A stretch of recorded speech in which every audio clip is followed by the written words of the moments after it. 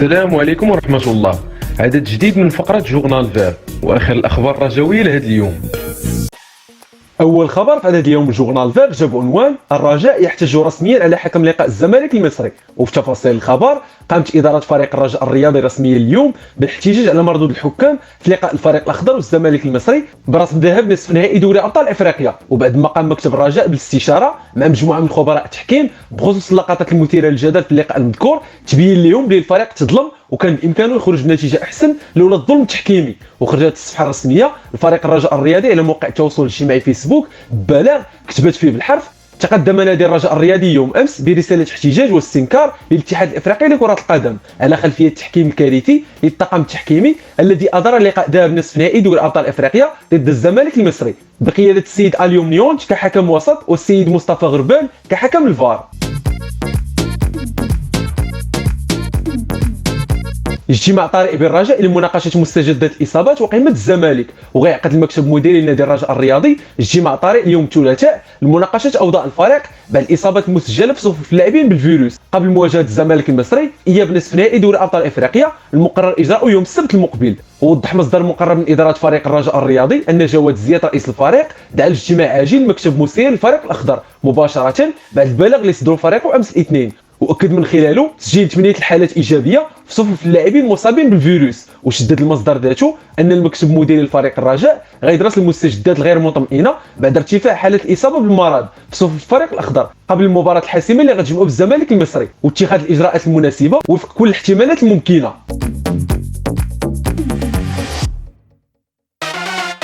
احمد حسام ميدو طلب الرجاء سيتم قبوله بتاجيل المباراه امام الزمالك. وقال النجم السابق للكره المصريه احمد حسام ميدو ان الاتحاد الافريقي لكره القدم الكاف كينوي تاجيل مباراه الزمالك والرجاء ضمن اياب نصف نهائي دوري ابطال افريقيا بسبب ارتفاع عدد اللاعبين المصابين بالفيروس في صفوف الفريق الاخضر ل8 الحالات. وقال ميدو في تصريح تلفزيوني لقناه النهار المصريه الرجاء كينوي التقدم بطلب الكاف لتاجيل مباراه العوده امام الزمالك المصري لمده اسبوع نظرا لاصابه عدد كبير من اللاعبين بالفيروس. الحصيله ارتفعت ل8 اللاعبين داخل الرجاء بعد اصابه الحداد والشاكر ايضا. وضاف الرجاء في تواصل مع الاتحاد الافريقي بشكل دائم وكاينه نيه مؤكده داخل الاتحاد الافريقي حسب معلوماتي للموافقه على طلب الرجاء بتاجيل مباراته امام الزمالك لمده اسبوع. واختتم احمد حسام ميدو حديثه بالقول الرجاء المغربي في ازمه كبيره قبل مباراه العوده امام الزمالك بسبب حالات كورونا في صفوفه ومن المرتقب باش يتاجل لقاءه مع الزمالك المصري لمده اسبوع.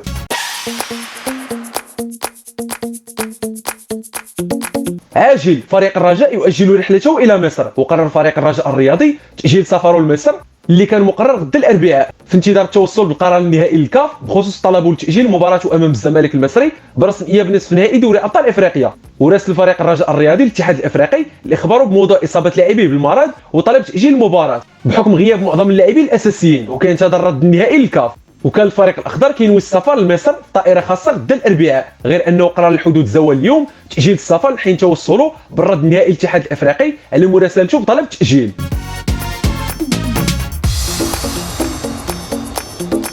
فرجاني الساسي يعلن تعافيه من المرض. وفعلا على خصم الرجاء الرياضي المقبل اعلن التونسي فرجاني الساسي لاعب وسط الزمالك المصري تعافي من الفيروس اللي تصاب به في الايام الاخيره. ونشر الساسي عبر حسابه الشخصي بموقع التواصل الاجتماعي تويتر انه تعافى من المرض اللي كان تصاب به ومنعه من التواجد ضمن تشكيله الزمالك امام الرجاء في ذهاب نصف نهائي دوري ابطال افريقيا. ورافق اللاعب التونسي بعثه الغريم التقليدي المتوجهه لمصر من اجل الدخول مع فريق الزمالك في استعداد للقاء الاياب اللي غيجمعهم بفريق الرجاء الرياضي. في نفس السياق خرجت نتائج التحاليل اللي قاموا بها لاعبي الزمالك كلها سلبيه، مما كيعني ان كل العناصر غتكون حاضره ضد فريق الرجاء اللي في حاله الابقاء على موعد اللقاء السبت المقبل غيكون في ورطه كبيره بغياب عدد كبير من اللاعبين المهمين كمحسن متولي، عبد الاله الحفيظي، عبد الرحيم الشاكر، عمر الارجل واخرون. فضيحه جديده لحكم مباراه الرجاء والزمالك المصري. وفي الشهر الحكم الجزائري مصطفى غربال فضيحه من العيار الثقيل بخصوص ما قام به الحكم الكاميروني اليون نيونج اللي ادار مباراه الرجاء والزمالك المصري لحساب ذهاب الدور نصف النهائي من دوري ابطال افريقيا الاحد الماضي. واكد غربال اللي كان مكلف بغرفه الفار انه كان ليه تواصل مع اليون نيونج في عده حالات تحكيميه من اجل الاحتكام لتقنيه الفيديو، غير ان الاخير كان كيتجاهل الرد على ندائه. وهذا دليل كافي على سوء نيه الحكم الكاميروني في محاولته لمنع الرجاء من الفوز باللقاء ضد الزمالك المصري.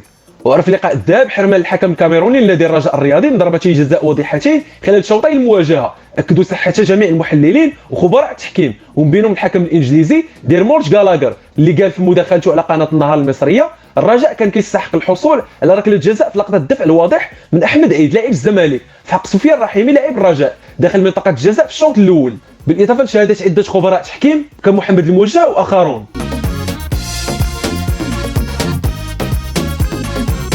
الرجاء يجري مسحه كورونا جديده قبل التوجه للقاهره، وغيجري فريق الرجاء الرياضي مسحه طبيه جديده اليوم الثلاثاء وفقا للبروتوكول الصحي اللي كتعتمده الكونفدراليه الافريقيه فيما كيخص مسابقتها القاريه. واكد مصدر رجاوي مسؤول ان الطاقم الطبي لفريق الرجاء الرياضي قرر اجراء مسحه جديده من اجل التاكد من سلامه لاعبي الفريق والوقوف على المستوى الصحي داخل المجموعه الرجاويه في انتظار القرار النهائي لجنه الطوارئ التابعه للاتحاد الافريقي لكره القدم الكاف بعد تاكد اصابه 8 لاعبين من فريق الرجاء. وكان الفريق الاخضر اصدر بيان رسمي امس الاثنين كشف من خلاله عدد الاصابات بالمرض بعد مواجهه الزمالك المصري في نصف نهائي دوري ابطال افريقيا. ووضح فريق الرجاء من خلال البيان المذكور ان المسحه الطبيه ال 15 للفريق اللي جراتها صباح امس الاثنين كل مكونات الفريق الاول من لاعبين طاقم تقني وطبي واداري وبلغت من مجموعه 53 اختبار ظهرت نتائجه وجود 7 الحالات ايجابيه من بين 6 الحالات عند اللاعبين كينضافوا للحالتين المسجلتين يوم السبت الماضي لكم مزريده وايوب ناناح. وهكا ارتفع العدد الاجمالي ل 8 الحالات مؤكده في صفوف لاعبي الفريق الاول نادي الرجاء الرياضي.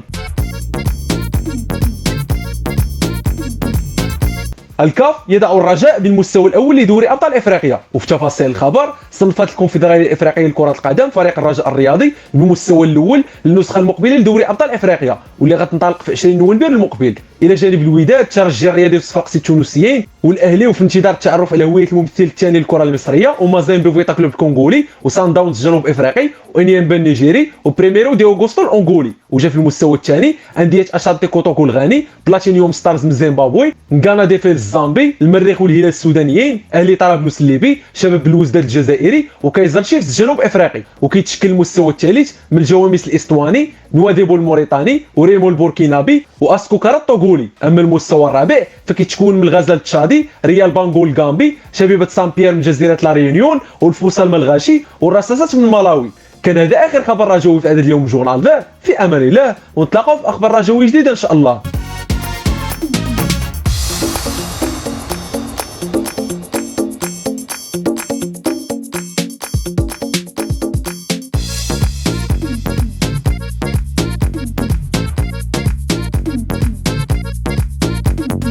إلا بان لكم العمل ديالنا كيستاهل التشجيع ما تنساوش الاشتراك في القناة والاعجاب بالفيديو وتخليو شي تعليق فيه ارائكم وتشجيعاتكم وحتى انتقاداتكم البناءة.